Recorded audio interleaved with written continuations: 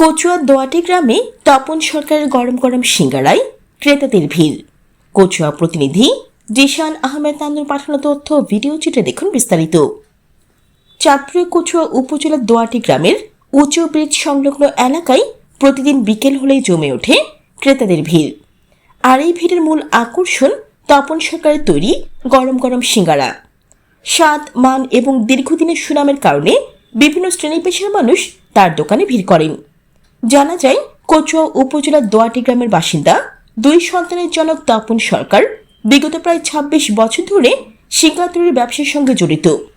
দীর্ঘ অভিজ্ঞতা ও নিষ্ঠার মাধ্যমে তিনি এলাকায় একটি পরিচিত নাম হয়ে উঠেছেন। প্রতিদিন করে ৮০০ থেকে ৯০০টি সিঙ্গারা বিক্রি হয়। ক্রমবর্ধমান দ্রব্যমূল্যের বাজারে ও সাধারণ মানুষের নাগালের মধ্যে দাম রাখার চেষ্টা করছেন তিনি।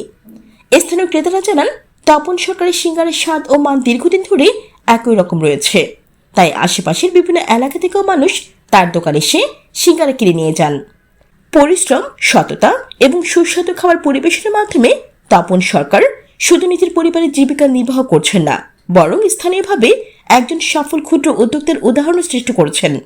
তার এই দীর্ঘ ২৬ বছরের ব্যবসায়িক পথ চলা নতুন উদ্যোক্তাদের জন্য অনুপ্রেরণা উৎস হয়ে উঠেছে।